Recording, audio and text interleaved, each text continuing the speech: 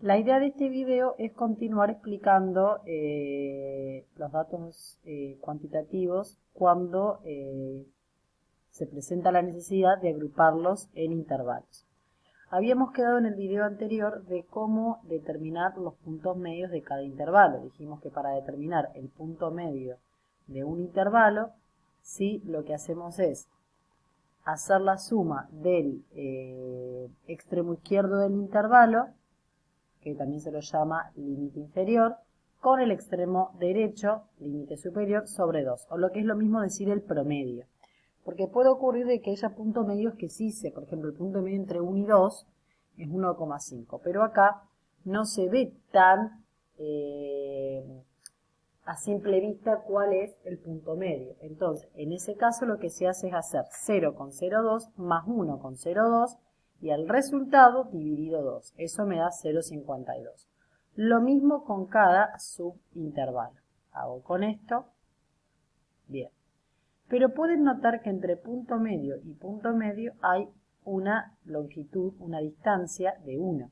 Entonces, directamente cuando yo calculo el primer punto medio, ¿sí? Lo que hago es sumar 1. ¿Quién es 1? El ancho del intervalo. Recuerden que la amplitud de cada intervalo habíamos calculado que era 0,946, que lo habíamos agrandado un poco, ¿sí? Por eso acá nos había quedado de 0,02 a 1,02. El ancho de cada intervalo es 1. Entonces, entre punto medio y punto medio también va a haber una distancia de 1. Entonces, directamente cuando uno calcula el primer punto medio, le va sumando 1 y va obteniendo cada uno de los otros puntos medios. ¿Bien? Entonces en eso había quedado. ¿Cuál es ¿para qué calculamos el punto medio? El punto medio nos va a servir para poder realizar los distintos gráficos. ¿Sí? ¿Por qué? Porque cuando uno agrupa los datos en intervalos, ¿sí? ganan un sentido pero pierden otro. ¿En qué pierde? En que si yo veo los datos, ¿sí? distribuidos mediante esta tabla, ¿sí? y me olvido de los datos originales eran estos de acá. Yo a partir de esta tabla puedo decir que hay 10 trabajadores, ¿sí? que estuvieron un tiempo de 0,02 y entre 0,02 y 1,02. Pero no sé si esos 10 trabajadores demoraron 0,5, 0,8, 1. ¿Cuál es el valor exacto? Y en ese sentido estaría perdiendo que pierdo precisión de los datos. Entonces, ¿qué se hace? Bien, lo que se hace es suponer que esos 10 trabajadores, ¿sí? demoraron 0,52 segundos, que es justamente el punto medio de este intervalo. No me voy mucho ni para el más chico ni para el más grande. Bien, entonces como que cuando uno haga la construcción de gráfico va a hacer esa suposición. Va a decir, bueno, 0,52 lo va a tomar como por decir una variable discreta obviamente, pero teniendo en cuenta el ancho del intervalo. Ya lo vamos a ver. ¿Sí? Es como que se lo toma a este dato como un valor representativo del intervalo. ¿Sí? Bien, en relación a eso vamos a ver que para representar los datos cuantitativos, ¿sí? cuando están organizados en intervalos, vamos a ver estos tres gráficos. El histograma y el polígono de frecuencias va a servir para representar cualquier frecuencia simple, mientras que el ojiva va a servir para representar cualquier frecuencia acumulada. Veamos cómo está dado el histograma. Fíjense en el histograma lo que yo les dije. Tengo 5 intervalos. 1, 2, 3, 4, 5. Cada intervalo lo identifico con el punto medio. ¿Sí? Lo identifico con el punto medio a cada intervalo. Punto medio. Bien. El ancho de cada barra es 1. Porque justamente acá estaría teniendo al 0,02 y acá al 1,02, a los extremos. Donde termina un intervalo empieza directamente el otro, por eso es un gráfico de barras junto. Si termina un intervalo y empieza el otro automáticamente. Bien. Y así lo voy construyendo. Pero el alto de cada barra, ¿a qué va a ser igual? Si yo quiero representar, porque el histograma sirve para representar cualquier frecuencia simple. Si quiero representar las cantidades, voy a hacer, ¿sí? como el primer intervalo tiene 10 datos, voy a tener que hacer un alto de 10. Siempre puedo usar una escala, bueno, en este caso estoy usando Excel. Acá este tiene un alto de 12, este tiene un alto de 3 y de 2, tal cual me lo dice la tabla. ¿Sí? Ese sería el histograma. Fíjense que se coloca en el eje horizontal, como siempre, la variable que estoy representando, que es el tiempo en segundos, y en el eje vertical la frecuencia que estoy representando. En este caso estoy representando la cantidad. Y siempre el título que me indica la variable que estoy estudiando. ¿Sí? Y en qué población. El otro gráfico que se utiliza es el polígono de frecuencias. ¿Sí?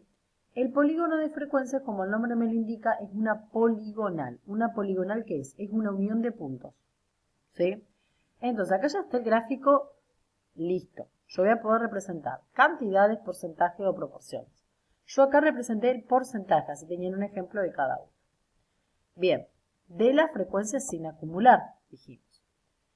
Bien, entonces lo que voy a hacer es representar. Voy a decir, bueno, el 33% de los trabajadores demoraron 0,52. El 40% 1,52. Recuerden que suponemos que toda la frecuencia recae en el punto medio del intervalo. Entonces vamos a ir ubicando esos puntos, pero siempre fíjense que la coordenada horizontal es el tiempo. Y la vertical es la variable que estoy, la frecuencia que estoy representando, que sería el porcentaje. Entonces, a 0,52 le corresponde el 33%. A 1,52 el 40%.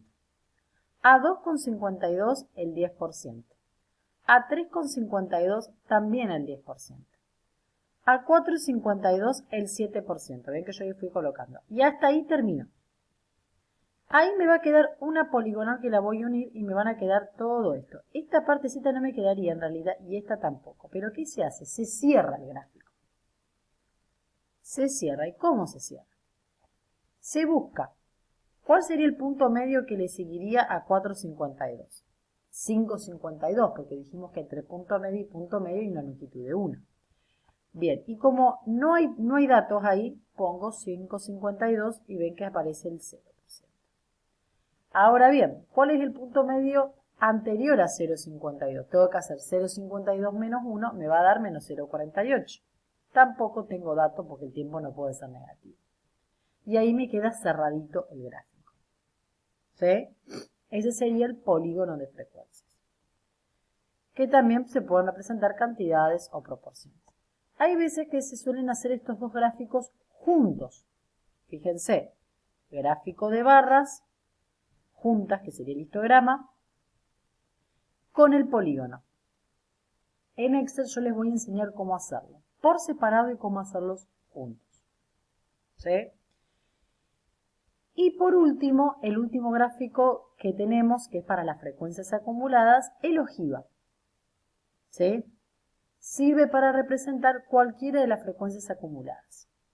En este caso, ¿qué voy a hacer? Voy a tomar, fíjense que las frecuencias acumuladas toman la cantidad de datos o porcentaje de datos, dependiendo de lo que estoy representando. Acá representé cantidad de trabajadores. La cantidad de trabajadores que demoraron un tiempo o menos. ¿Sí? ¿A qué voy con eso? Yo puedo decir que 10 trabajadores demoraron menos de 1,02. 22 trabajadores demoraron menos de 2,02. ¿Recuerdan? 25 trabajadores demoraron menos de 3,02. 28 trabajadores demoraron menos de 4,02.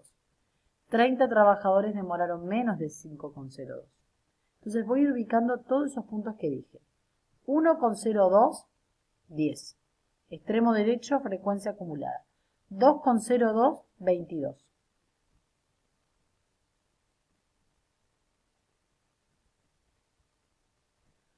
1,02, 10. Acá podría haber también incluido las frecuencias.